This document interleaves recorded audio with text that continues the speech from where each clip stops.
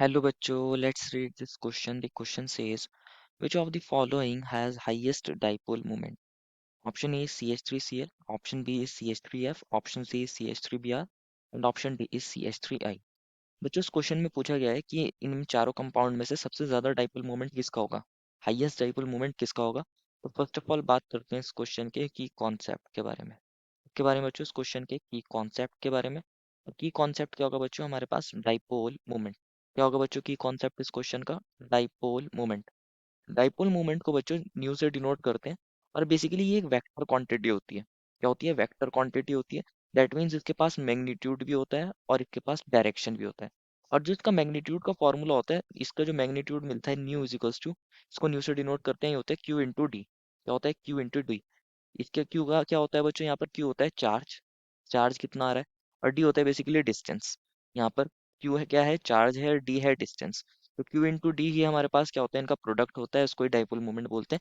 और ये कैसी क्वांटिटी होती है, वेक्टर क्वांटिटी होती है। इसके पास यहाँ क्या होता है, डायरेक्शन भी होता है।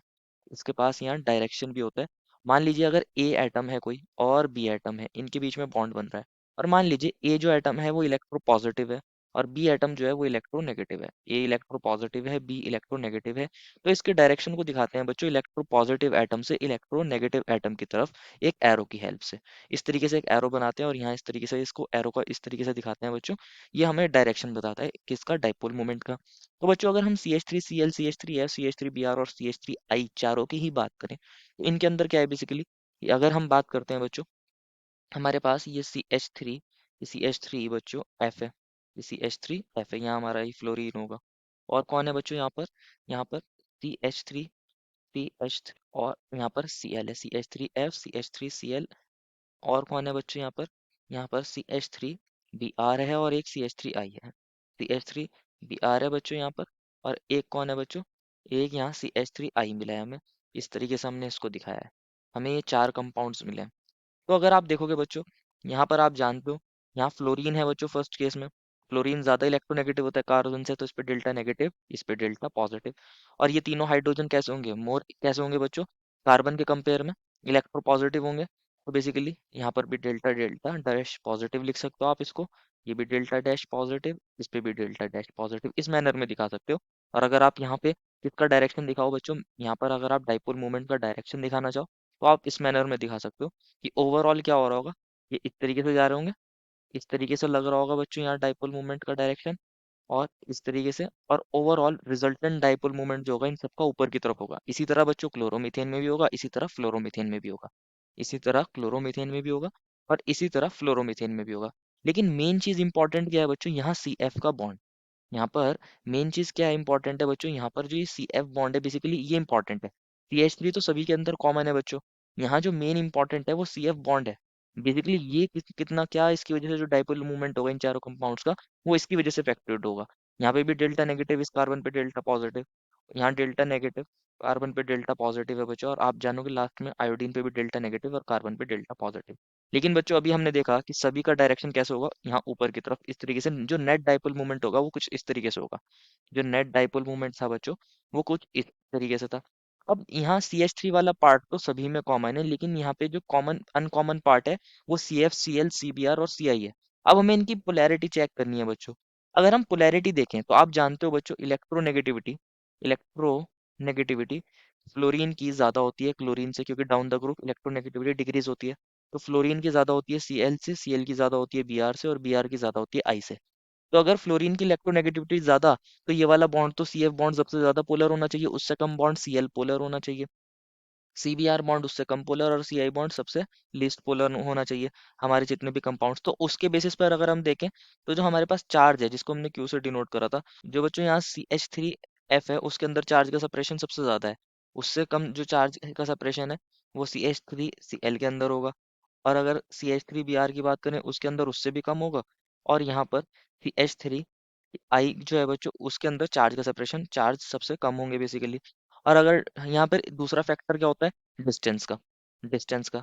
क्योंकि CCl जो यहाँ पर बॉन्ड होता है बच्चों, यहाँ पर CF बॉन्ड, F का साइज छोटा होता है, CF बॉन्ड स्मॉल होगा, Cl का साइज उससे बड़ा होता है। देन हमारे पास कौन आता है, CBr, ये वाला बॉन्ड उससे बड़ा आता है।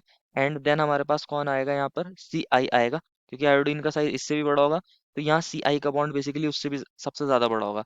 तो बॉन्ड के बेसिस पर देखें तो डाइपोल मूवमेंट का ऑर्डर क्या होना चाहिए था, सी एच थ्री आई, उससे कम सी एच बी आर का होता, उससे कम C H three C L होना चाहिए था, और उससे कम सी एच थ्री एफ होना चाहिए।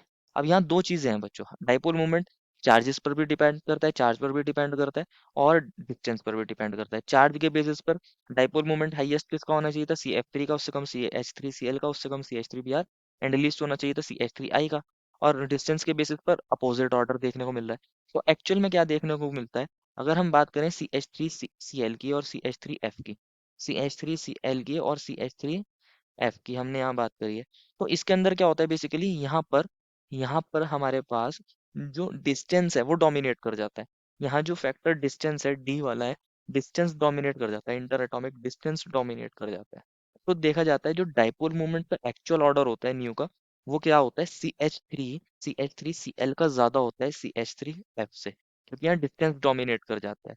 और अगर हमारे जो बाकी कंपाउंड्स हैं, C H three B R, C H three I और सी एच थ्री एफ के अंदर, C H three F, C H three B R, C H three I, इनके अंदर क्या डोमिनेट कर जाता है, इनके अंदर चार्ज डोमिनेट कर जाता है, इनके अंदर चार्ज डोमिनेट कर जाता है।